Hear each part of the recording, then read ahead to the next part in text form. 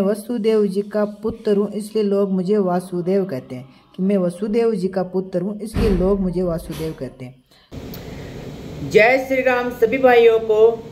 आज अपन जानेंगे वासुदेव की परिभाषा क्या है और वासुदेव कौन है। ये सारी चीज़ें हम श्रीमद् भागवत महापुराण से जानेंगे, ठीक है ना। यहाँ पे बता रहे हैं कि मैं वसुदेव का पुत्र हूँ इसलिए मुझे लोग वासुदेव कहते हैं। यहाँ लोगों की बात आ रही है, ठीक है ना, कि लोग मुझे इसलिए कहते हैं, लेकिन रहस्य कुछ अलग है, वो हम आपको इस वीडियो में दिखाएंगे। चलिए अब शुरू करते हैं। ये श्रीमद् भागवत महापुराण का प्रथम खंड है और गीता प्रेस गोरखपुर से हैं, ठीक है। और इसका ये अष्टम स्कंद है, 8वां स्कंद और अध्याय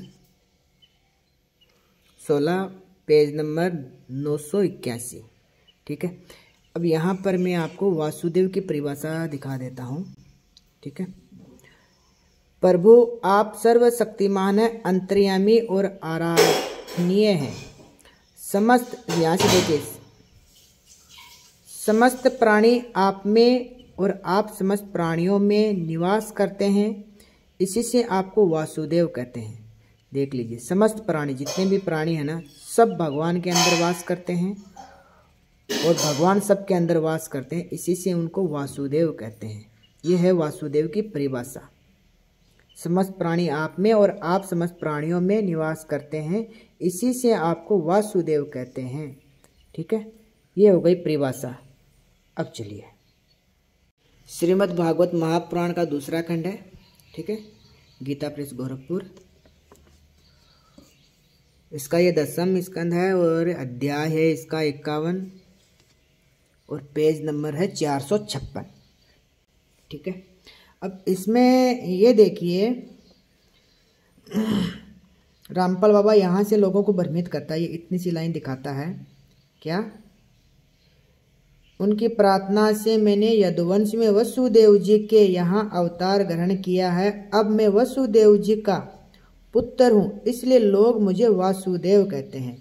तो यहाँ पे रामपाल बाबा किस तरीके से इन लोगों को भ्रमित करता है कि वो वसुदेव जी के पुत्र थे इसलिए लोग उनको वासुदेव कहते थे, लेकिन क्या बोलते हैं कि ये वासुदेव नहीं है, लेकिन भगवान वासुदेव। भगवान यहाँ पे क्या कह रहे हैं, आप शुरू से यहाँ से देखिए। पहले तो भगवान श्री कृष्ण ने कहा, किनको, प्रिय मुचुकुंद, मेरे हजारों जन्म कर्म और नाम है, वे अनंत है। भगवान के जन्म कर्म अवतार लीला सब अनंत है, उनकी कोई पार ही नहीं पा सकता है, इसलिए मैं भी उनकी गिनती करके नहीं बतला सकता। भगवान स्वयं बोल रहे कि मैं भी नहीं बता सकता, इतने हैं मेरे। यह संभव है कि कोई पुरुष अपने अनेक जन्मों में पृथ्वी के छोटे छोटे धूल कणों की गिनती कर डाले, परंतु मेरे जन्म गुण कर्म और नामों को कोई कभी किसी प्रकार नहीं गिन सकता।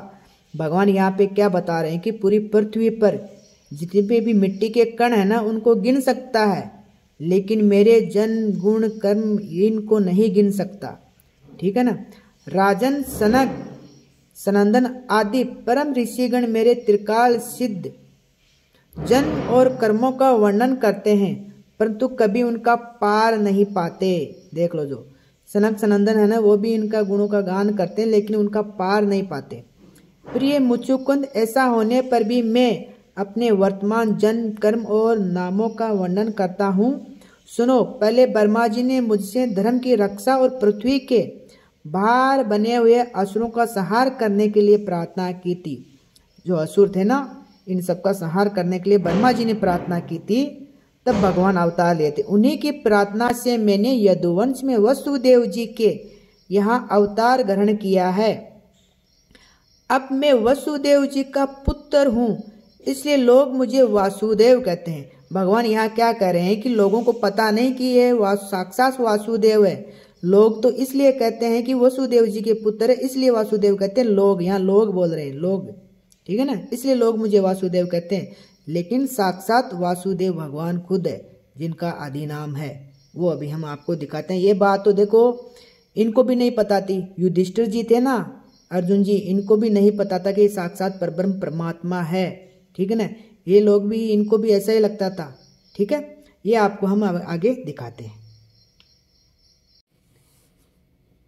ये 7वां स्कंद है, इसका अध्याय है 15 और पेज नंबर है 903। अब यहाँ पे नारद जी बोलते हैं, युधिष्ठिर, इस मनुष्य लोक में तुम लोगों के भाग्य अत्यंत प्रशंसनीय है, क्योंकि तुम्हारे घर में साक्षात परब्रह्म परमात्मा मनुष्य का रूप धारण करके गुप्त रूप से निवास करते हैं। इसी से सारे संसार को पवित्र कर देने वाला ऋषि मुनि बार बार उनका दर्शन करने के लिए चारों ओर से तुम्हारे पास आया करते हैं। देख लीजिए, साक्षात परमात्मा तुम्हारे घर में मनुष्य रूप धारण करके गुप्त रूप से निवास करते हैं। इसी से सारे संसार के जितने भी ऋषि मुनि है वो सब और इनके युधिष्ठिर जी के यहाँ आते थे भगवान का दर्शन करने के लिए। बड़े बड़े महापुरुष निरंतर जिनको ढूंढते रहते हैं, जो माया के लेस से रहित परम शांत परमानंद अनुभव स्वरूप परब्रह्म परमात्मा है, वे ही तुम्हारे प्रिय हितैषी मैं मेरे भाई पूज्य आज्ञाकारी गुरु और स्वयं आत्मा श्री कृष्ण है। परब्रह्म परमात्मा कौन है? श्री कृष्ण। और युधिष्ठिर जी का मैं मेरे भाई, देखो पूरे की पूरी यहाँ जानकारी दी जा रही है। शंकर ब्रह्मा आदि भी अपनी सारी बुद्धि लगाकर वे यह है इस रूप में है, उनका वर्णन नहीं कर सके, फिर हम तो कर ही कैसे सकते हैं। हम मौन भक्ति और संयम के द्वारा ही उनकी पूजा करते हैं। कृपा हमारी यह पूजा स्वीकार करके भक्त वत्सल भगवान हम पर प्रसन्न हो। देखो बड़े बड़े देवता ब्रह्मा जी शंकर जी ये भी ये नहीं कह सकते कि ये इतने हैं, क्योंकि अनंत है भगवान की महिमा, अनंत। ठीक है, तो ये देखो युधिष्ठिर जी को भी नहीं पता था कि वासुदेव है। ठीक है, अब हम आपको दिखाते हैं कि भगवान स्वयं भी कहते हैं कि मैं वासुदेव हूँ। चलिए, ये 11 स्कंद है श्रीमद् भागवत महापुराण का ही, इसका अध्याय 16 है और इसका पेज नंबर देखिए 812। ठीक है,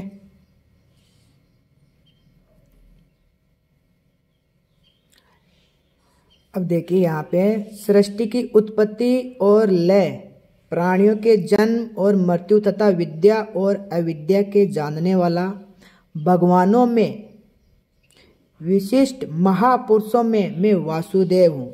देखो, भगवानों में मैं वासुदेव हूँ, मेरे प्रेमी भक्तों में तुम उद्धव, किम पुरुषों में हनुमान, विद्याधारों में सुदर्शन, जिसने अजगर के रूप में नंद बाबा को ग्रस लिया था और फिर भगवान के पाद स्पर्श से मुक्त हो गया था, मैं हूँ। देख लीजिए, मैं वासुदेव हूँ। अब आगे आपको और थोड़ा सा दिखा देते हैं हम। हाँ, इधर ही है।